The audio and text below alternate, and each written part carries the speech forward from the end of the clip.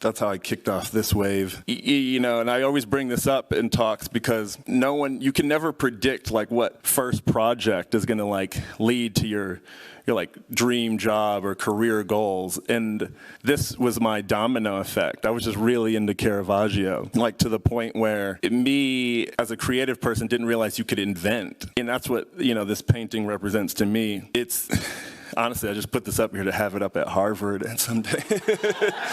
Just trying to make this long-winded vibe. But this is like my domino effect. Like, I hadn't ever overthought it. Do you know what I mean? I just made this video, screen printed some shirts, and gave them to friends. And then that's literally why I'm standing here. A random sweatshirt and a photo from a book that I liked. And basically it's a 2-line poem on the back that sort of reads like a jersey.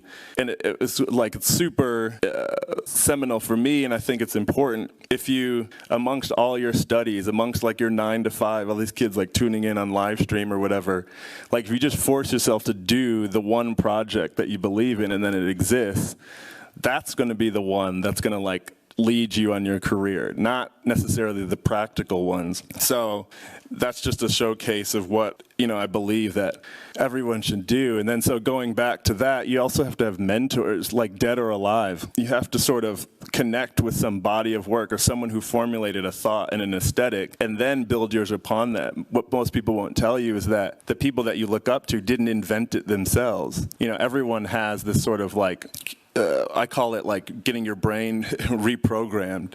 Like once you sort of learn a thought process, you can actually see yourself in that and add to it. So for that, it's Corbusier for sure. And this kind of dials into that IKEA project when we're sort of trying to solve these like, this issue of like dwelling and like how do we live in spaces versus how the generation of thinkers before us thought. And Corbusier, you know, obviously thought like a house was a machine to live in. So in that context, like the living room is only for like living, the kitchen's only for eating, the dressing, your bedroom, it's like improper to change in your living room. You know, that's not proper human behavior.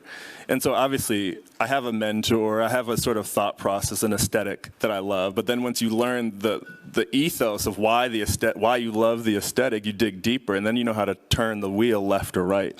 So it's important, you know, that's why I often reference things. I'm not ashamed at sort of recognizing these great moments before us, but take anything and add it to the year 2017, it should be different. It should feel like we can collectively agree on it, and that's what I focus on in a number of projects.